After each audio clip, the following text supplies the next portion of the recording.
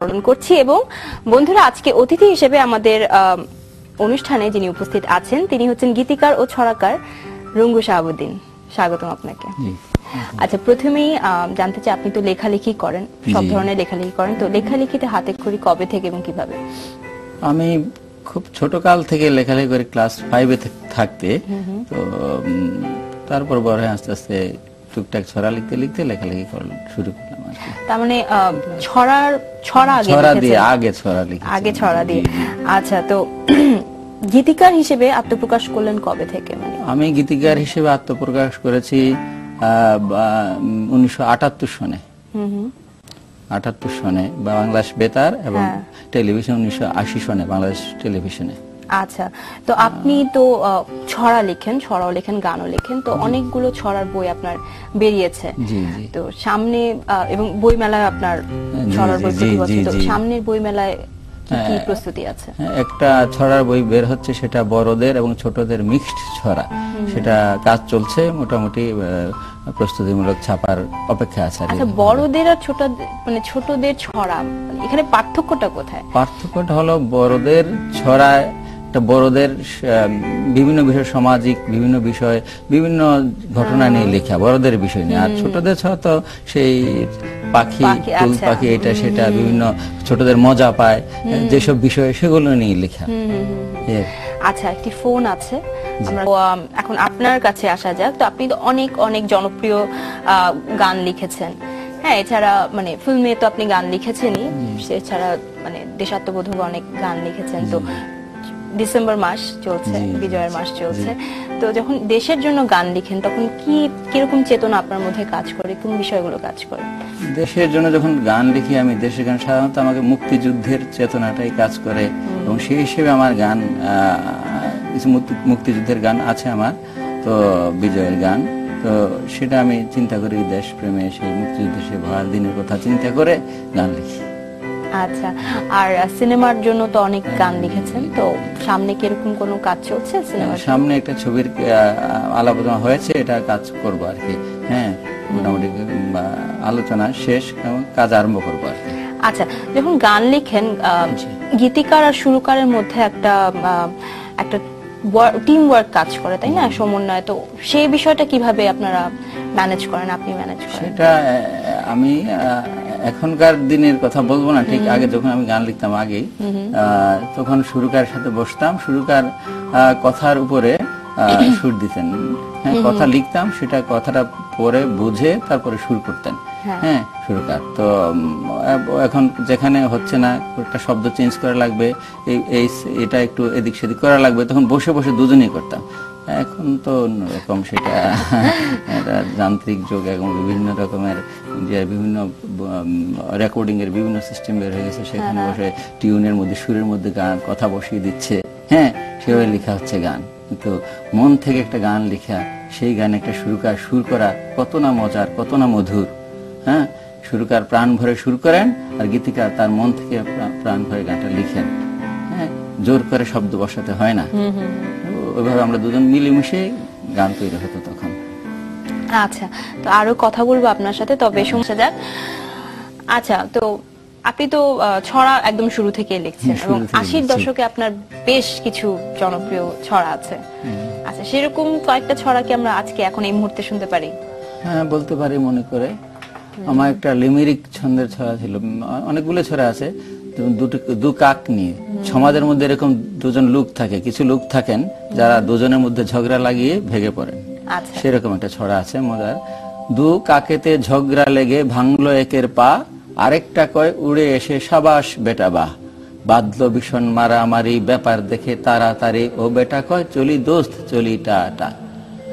আর অন্যরকম বড়দের ছড়া আছে, যেমন নিত্য তিনি ফোন দিয়ে আটেন, কেমনে যাবেন ফরেন, ঘুষ দিয়ে তাই সেদিন ভুয়া পাসপোর্টটা করেন, বিমানেতে দিলেন পারি এক পলকে এদেশ ছাড়ি, ফরেনেরই কাস্টমেতে হঠাৎ ধরা পড়েন। এরকম আরো আছে। লন্ডনেতে আছে তেনার আজবতর কারবার, লক্ষ টাকার যন্ত্র চেপে গরিব পিষে মারবার, পকেট পুরে পাউন্ড ডলার, নিশ্চিন্তে পথ চলার, সুযোগ নিয়ে ফিরেন তিনি এই পথেতে বারবার। এরকম ছড়া আছে, সেই বড়দের সেগুলো সমাজ সচেতনমূলক ছড়া আছে। আরেকটা ছড়া আছে, সেটা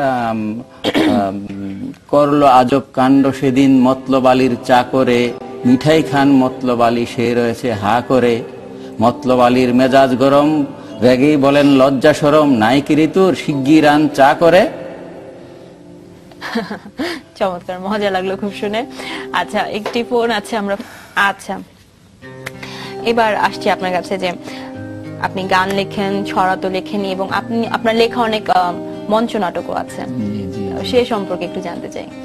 আমি বেশ কিছু মঞ্চ নাটক লিখেছি এবং সেগুলো হলো একটা নাটকগুলোর নাম মনে পড়ছে এই মুহূর্তে, সেটা হলো কচি মনের সংসার, মতির ইতি কথা, তারপরে হলো জনতার আদালত। এরকম বেশ কিছু নাটক আমি লিখেছি, সেগুলো আমার ধরেন বেশ মঞ্চ সফল নাটক। আমার বাচ্চাদের নাটকও লিখেছি আমি, ছোটদেরও, হ্যাঁ, আর বড়দের নাটকও লিখেছি। এর মাঝে আর কি আছে রাত পোহাতে কত বাকি, সেটা বাচ্চাদের নাটক। রাত পোহাতে কত বাকি, এটা বাচ্চারা অভিনয় করতো। তো সেইটা সেই 84 সন 86 সন পর্যন্ত। এরপরে আমি মঞ্চ নাটক লিখিনি, হাত দিইনি। 86 সন পর্যন্ত লিখেছি। কেন, এর কারণ কি? তার সময় পাইনি।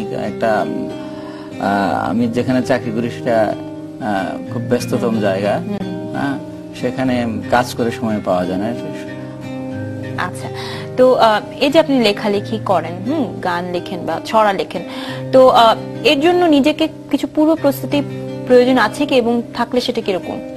লেখালেখি এবং গান লেখার পূর্ব প্রস্তুতি আমার থাকে না। আমি যখন রাস্তা দিয়ে হাঁটছি, হঠাৎ গানের লাইন মনে আসলো, সেটা মনে রাখি, অথবা কাগজ যদি থাকে রাস্তায় টুকে রাখি লাইন দুটো। ছড়া কবিতা এরকমই, কিন্তু প্রস্তুতিমূলক কোনো প্রেসার দিয়ে লিখি না। ছবির গান লিখতে একটু প্রেসার আসে, সিকোয়েন্সটা বুঝিয়ে দেয়, সেটা লিখি। কিন্তু এমনিতে আমার আধুনিক গান, ফ্রেশ আধুনিক দেশের গান, পল্লী গীতি যাই লিখি, আমি মিক্স সবই লিখি, আধুনিক বেশি লিখি। সেগুলো আমাকে কখনোই পূর্ব প্রস্তুতি থাকে না। আমি হঠাৎ হাঁটতেছি বা গাড়িতে চড়ছি, হ্যাঁ, রিক্সা চড়ছি, হাঁটছি রাস্তার পাশ দিয়ে, হঠাৎ মনে একটা দুটো লাইন আসলো। এমন গান আছে দুটো লাইন লিখে রেখেছি, আজকে 10 বছর কমপ্লিট হয়নি। আবার এমন গান আছে দুটো গান রাস্তায় লিখলাম, আর সেটা বাসায় এসে 10-15 মিনিটে কমপ্লিট হয়ে গেল। এরকম পূর্ব প্রস্তুতি থাকে না যে কি একটা সাবজেক্টের উপর লিখবো, এরকম কোনো ভাবে গান আমার লেখা হয়নি আজ পর্যন্ত। আচ্ছা, এই বিষয়ে আসবো। তো যেটি বলছিলাম যে প্রস্তুতির কথা, জি জি জি, তো আপনি বলছেন যে সেরকম কোনো পূর্ব প্রস্তুতি লাগে না, তবে আছে যে অনেকের মধ্যে প্রতিভা আছে, তারা লিখতে চায় বা লেখার চেষ্টা করে, হ্যাঁ, কিন্তু তারপরেও কিছু বিষয় হয়তো বা ভালো লেখার জন্য মেনটেন করতে হয়, যেমন বেশি বেশি করে হয়তো বা বই পড়া বা এসব বিষয়ে কি কাজ করে না? হ্যাঁ, বই পড়লে কাজ করে। কিছু শব্দ, যারা গান কবিতা লেখে, শব্দ চয়নগুলো, ওয়ার্ডগুলো ওরা স্টাডি করে, এবং স্টক অফ ওয়ার্ড তার জমে। স্টক অফ ওয়ার্ড, গান লিখতে স্টক অফ ওয়ার্ড লাগবে, মিউজিক্যাল ওয়ার্ড লাগবে, সব কথা দিয়ে গান হয় না। হ্যাঁ, তো কবিতার ভাষা গানের ভাষা দুরকম। কবিতাও গান হচ্ছে তা না, ইদেন সব কবিতাও গান হয়, কবিতা গান। এখন কথা হচ্ছে ওই বই পড়লে, সাধারণত ছড়া কবিতা পড়লে গানের আসে, মেজ আসে, এবং গানের ভাব সৃষ্টি হয়। ছড়া কবিতা গান শুনতে শুনতে গানের ভাবের সৃষ্টি হয়, গান লেখার আগ্রহ জাগে, সুরের আগ্রহ সৃষ্টি হয়, সুর গুনগুন করলে সুর হয়। আর ছড়া কবিতা পড়লে সেটার আসে। বই পড়লে বই থেকে তার বিভিন্ন শব্দ ভান্ডার, পড়ার তো বিকল্প নেই। হ্যাঁ, মানে পড়লে মানুষের জ্ঞান বাড়বে, সেটাই কথা। আচ্ছা, যে বলছিলেন যে বেশি বেশি বই পড়া। আরেকটা ব্যাপারও আছে যে গান লেখার সময় কিছু টেকনিক্যাল ব্যাপার, মিটার কি জানো, হ্যাঁ, তো ওই বিষয়ে কি একটু লেখাপড়ার প্রয়োজন নেই মনে হয়? হ্যাঁ, ওই বিষয়ে লেখাপড়ার প্রয়োজন আছে। কি, মিটারটা হলো গান যখন লিখে, গান সুরে, ছড়া যেমন ছন্দ আছে, ছন্দে ভাগ হয়ে ছড়া শুনতে ভালো লাগে, ছন্দের কারণেই ভালো লাগে ছড়া শুনতে। গানেরও সেই যখন তালের সাথে সেই মিটারের সম্পর্ক। গান যখন সুর করে তখন ওই তাল দিয়ে ওটাকে ভাগ করা হয়, তালে টাইমিং, সময়টা ভাগ করা হয়, তালটা এটাই। হ্যাঁ, তো সেই হিসেবে ওই মিটার ঠিক না থাকলে, মিটার এক লাইনে একটু লম্বা কথা, অনেক কথা বললাম, আরেক লাইনে একটু কম বললাম, তাহলে তো সুরে আসবে না, সেটা কভার করবে না। সেই জন্য মিটারটা জানতে হবে কিভাবে, মানে কবিতা ভালোভাবে পড়লেই সেটা মিটারটার সম্পর্কে জানা যাবে, কবিতা সম্পর্কে ধারণা থাকলেই। আচ্ছা আচ্ছা। বিশেষ করে ছড়া সম্পর্কে জানলেই ধারণা করা যাবে যে মিটারটা কি হতে পারে। একটা লাইন বড়, একটা লাইন ছোট, তাই তো মিললো না, অনেক সময় ছড়ার ছন্দটা মিললো না, তো মিলে না কেন, ওখানে কম আছে, শর্ট আছে, শর্ট অফ ওয়ার্ড, ওই মিটারটা গন্ডগোল হয়ে যায়, সুরে টানে আসে না। এই জন্য গান লিখতে হলে মিটারটা জানতে হয়। আচ্ছা, তো এবার আপনার ফিল্মের গানের প্রসঙ্গে আসছি। বেশ কিছু জনপ্রিয় গান আপনি লিখেছেন এবং আপনি সামনেও বলছেন যে কাজ করছেন। হ্যাঁ, তো সেটা সম্পর্কে জানতে চাচ্ছি, এবং সেরকম ছড়া যেরকম শুনেছি সেরকম কি গান শুনতে পারি আমরা? না, গান তো গান গাওয়া এখানে কি ঠিক হবে? গান গাওয়া ঠিক আছে, আমরা গান সম্পর্কে শুনতে যাচ্ছি। আমি সেই ধরেন শিল্পী, বিশিষ্ট শিল্পী সুরকার বশির আহমেদের গাওয়া 80 সনের একটি গান, এই তো শুধু আমার জন্য কারাগার, এই গানটা বশির আহমেদের গাওয়া, সেটা আমার লেখা সেই গানটা। আর ধরেন গান সম্পর্কে শিল্পী আবিদা সুলতানের গাওয়া তুমি ফুল ভালোবাসো জেনে আমি গোলাপ হয়ে ফুটেছিলাম, হ্যাঁ, বুঝলে না, তার ভুলে গেলাম, 86 এর গান। তারপরে এগুলো গান ধরেন ফাহমিদা নবীর গাওয়া বুঝতে পারিনি তোমায় মন হয়ে গেছে তাই ভিন্ন জীবনে তুমি এক প্রশ্নবোধক চিহ্ন, ফাহমিদা নবীর গাওয়া। এরকম অনেকের গান আছে, কনক চাবার গান আছে, সবার গান আছে। তো এই কালার আগের সেই খুরশিদ আলম, আঞ্জুমানার বেগম, সেই জিনাত রেহানা, আগের সেই শিল্পীরা কি বলেন ওর শিল্পী রোকেয়া সিদ্দিকা, তখনকার বিভিন্ন শিল্পীরা আর কি, বড় বড় শিল্পীরা, আগের জনপ্রিয় সব শিল্পীরা আমার গান করেছেন আর কি। এবং এখন একটা গ্যাপ আছে আপনার গানে, এবং আমরা সামনে সেরকম আরো ভালো ভালো গান আপনার কাছ থেকে চাই এবং আশা করি ভবিষ্যতে পাবো। তো অনুষ্ঠানে একেবারে শেষ পর্যায়ে আমরা চলে এসেছি। তো অনেক অনেক ধন্যবাদ আমাদের মাঝে আসার জন্য। জি, আপনাদেরকে ধন্যবাদ, শ্রোতাদেরকে ধন্যবাদ, যারা দর্শকরা এতক্ষণ কষ্ট করে আমার কথা শুনেছেন, সবাইকে ধন্যবাদ, এনটিভিকে ধন্যবাদ। বন্ধুরা, সময় ফুরিয়ে গেছে, তবে কথা দিচ্ছি আগামীকাল আমরা আবারও ফেরত আসছি একই সময় একই চ্যানেলে তোমাদের favourite show NTV quiz show, জানার আছে বলার আছে নিয়ে। সেই পর্যন্ত সবাই অনেক বেশি ভালো থাকবে, সুস্থ থাকবে, সুন্দর থাকবে, সেই আশাই করি। This is me Nabila signing off.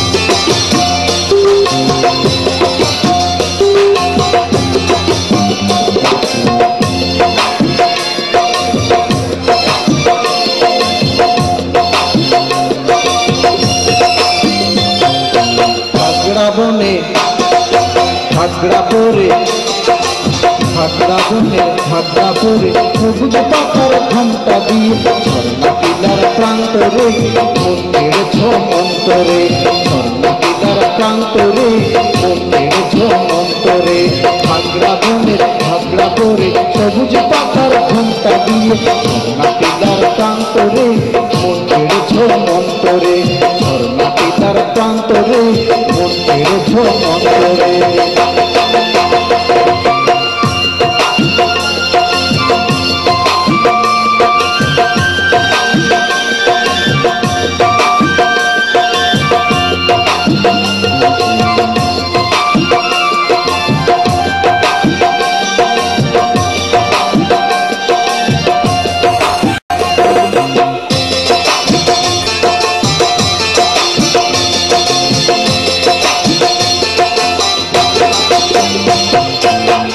সে গুনিয়ে বিহারে গায় ছোটে আজ হারে,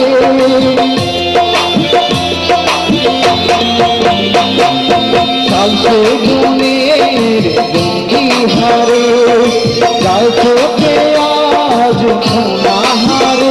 কোন মায়াবিনী কোন হরিণী মায়াবিনী হরিণী বেদলায়ে অন্তরে, ঝর্ণা টিলার প্রান্তরে মন কেড়েছ মন্তরে, ঝর্ণা টিলার প্রান্তরে মন কেড়েছ মন্তরে।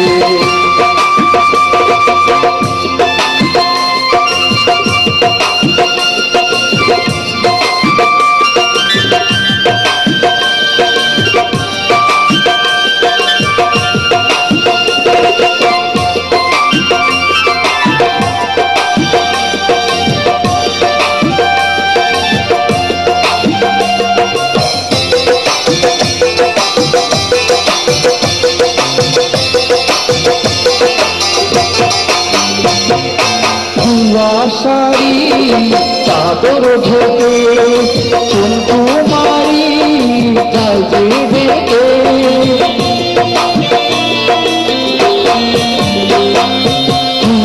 শাড়ি চাদর ঢেকে চুনকু মারি যায় যে বেঁকে। ওই স্বপ্ন চুরি মায়া জালে, স্বপ্ন চুরি মায়া জালে বেঁধেছে তারে, ঝর্ণা টিলার প্রান্তরে মন কেড়েছ মন্তরে, ঝর্ণা টিলার প্রান্তরে মন কেড়েছ মন্তরে। ঘাগরা বনের ঘাগরা করে সবুজ পাতার ঘন্টা দিয়ে ঝর্ণা টিলার প্রান্তরে মন কেড়েছ মন্তরে, ঝর্ণা টিলার প্রান্তরে মন কেড়েছ মন্তরে। ঘাগরা বনের ঘাগরা করে সবুজ পাতার ঘন্টা দিয়ে ঝর্ণা টিলার প্রান্তরে মন কেড়েছ মন্তরে।